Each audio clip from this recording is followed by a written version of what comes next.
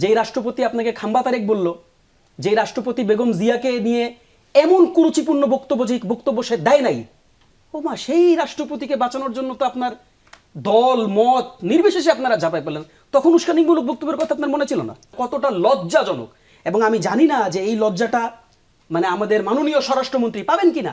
প্রধানমন্ত্রীকে দেখি যেই বাচ্চা তার দিকে নির্মল হাসি দেন, তাকে তার অফিসে নিয়ে তার সাথে গসিপিং করেন, আর এই প্রধানমন্ত্রীর মানে যারা মানে ওয়েপন, এই প্রধানমন্ত্রীর যারা সহযোগী, তাদেরকে দেখি একটা বাচ্চার চোখ উপড়ে ফেলে দেয়। আজকে দিনভর যেই রাজনৈতিক উত্তেজনাটি ছিল, বিশেষ করে হবিগঞ্জ কেন্দ্রিক, সেটির শুরু আরও একদিন আগে। আজকে আপনাদের বিক্ষোভ কর্মসূচি ছিল বা প্রতিবাদ কর্মসূচি, কিন্তু শুরুটা নিয়ে যেটি ছাত্রদলের সাধারণ সম্পাদক জিল্লুর রহমান অভিযোগ করেছেন, এনসিপি নেতারা সমাবেশে উস্কানিমূলক বক্তব্য দিয়েছেন এবং সে কারণেই নেতাকর্মীদের মধ্যে উত্তেজনার সৃষ্টি হয়। রাজনৈতিক বাকবিতণ্ডা থাকবে, কিন্তু উস্কানিমূলক বক্তব্যই বা কতটা গ্রহণযোগ্য? প্রশ্নটা সঠিক না। উস্কানিমূলক বক্তব্য আপনি দেখতে হবে যে আইনের ফ্রেমে, লিগ্যাল ফ্রেমে ওই বক্তব্য সে লিগ্যালি দিতে পারে কি পারে না, প্রথম প্রশ্ন যে সে পারে। দ্বিতীয় হচ্ছে, উস্কানিমূলক বক্তব্য যদি কেউ দিয়ে থাকে, কারো যদি মানহানি হয়, এই মানহানির সুরাহা করার জন্য আইন আছে কিনা? উত্তর হচ্ছে আছে। এই আইন এক্সিকিউশনের জন্য পুলিশ বাহিনী আছে কিনা? আছে। ফলে যখন এক্সিস্টিং ল আছে, তখন আইন আপনি নিজের হাতে তুলে নিতে পারেন না। একদম পরিষ্কার আলাপ। এর বাইরে কোনো যদি কিন্তু নাই। এর বাইরে যেই যদি কিন্তুটা আছে, এই যদি কিন্তু আপনাকে স্বৈরাচার বানাবে। আপনি দেখেন ব্ল্যাক অ্যান্ড হোয়াইট, এই যদি কিন্তু আপনাকে স্বৈরাচার বানাবে।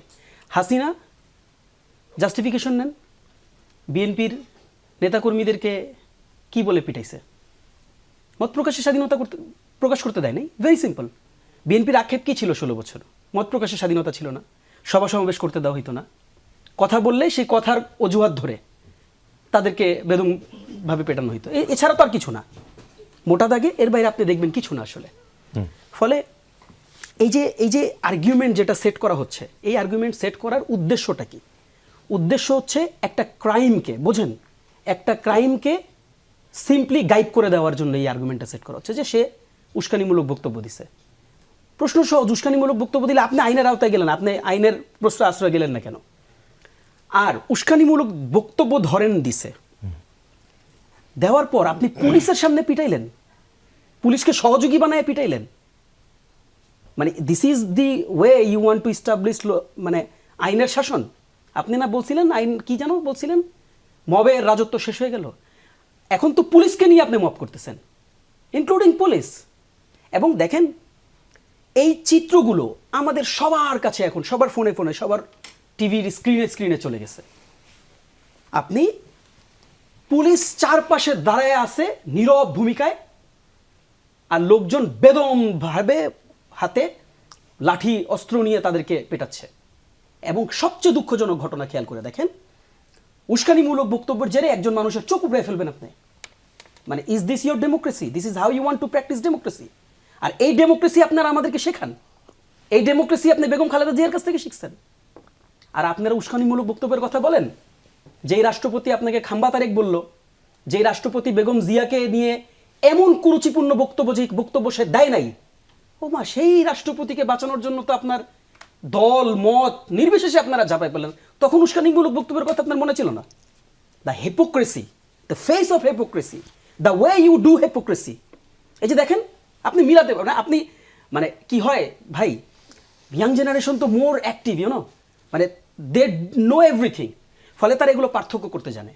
আপনি কিভাবে হিপোক্রেসি দেখাইতেছেন? খাম্বা তারেক বললে সেই রাষ্ট্রপতিকে বাঁচায় রাখছেন, আর অন্য কেউ উস্কানিমূলক বক্তব্যের ফ্রেম দিয়ে আপনি তাকে রাস্তায় পেটাচ্ছেন, পুলিশ সহ রাস্তায় পেটাচ্ছেন।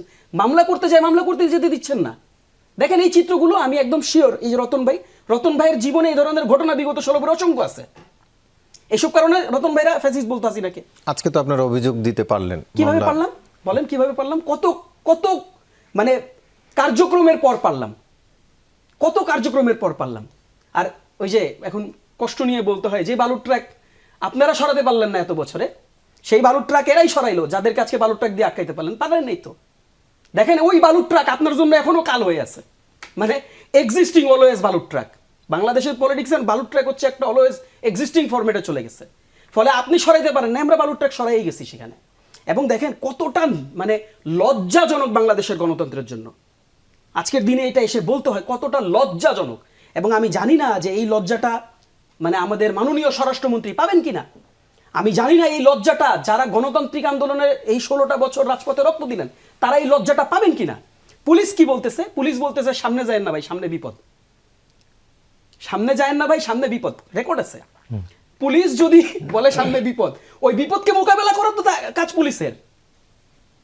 আপনার বাসায় যদি ডাকাত পড়ে আর আপনি যদি সেই ডাকাতকে ধরতে যান আর আপনারা যদি বলে পুলিশ যে ভাই ওইখানে যায় না, ডাকাতি হচ্ছে, আর খবরদার ওইখানে যায় না, ঝামেলা হইতে পারে, ডাকাতি হচ্ছে, ভাই এই রাষ্ট্র দিয়ে আমি মানে এই রাষ্ট্রের বিচার আমি কার কাছে দিব?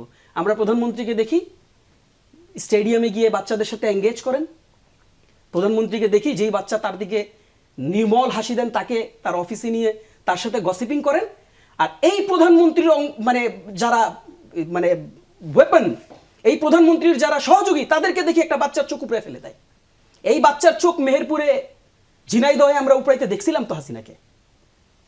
ফলে দেখেন এই যে ফ্রেম, যে কি আপনার উস্কানিমূলক বক্তব্যের ফ্রেমে ঢুকাইয়া যদি কেউ এটাকে জাস্টিফিকেশন করার চেষ্টা করে তাহলে সে চরম পর্যায়ের অগণতান্ত্রিক চিন্তা থেকে বিলং করে এবং তার ন্যূনতম ডেমোক্রেসির বোঝাপড়া নেই।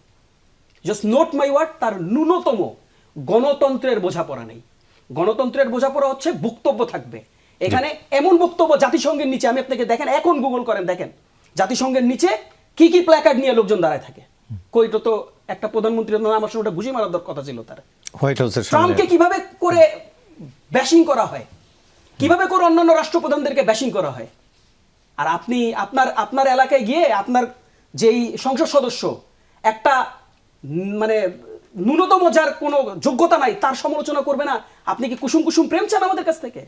সেটা তো ভাই আমরা করতে পারবো না। ফলে আজকে তারা চরম পর্যায়ে আনডেমোক্রেটিক আচরণ করেছেন এবং যেভাবে করে এই পুরো গণতান্ত্রিক পন্থার মুভমেন্টকে তারা বাধাগ্রস্ত করেছেন, আমরা আবারও আজকে প্রমাণ করেছি, আমি শেষ কথাটা বলে দিচ্ছি, আবারও আজকে প্রমাণ করেছি যে আমরাই গণতান্ত্রিক, বরং আপনারাই সত্যিকার অর্থে স্বৈরাচারের পথে হাঁটছে, যেটা নাহিদ বলেছে আজকে। জি।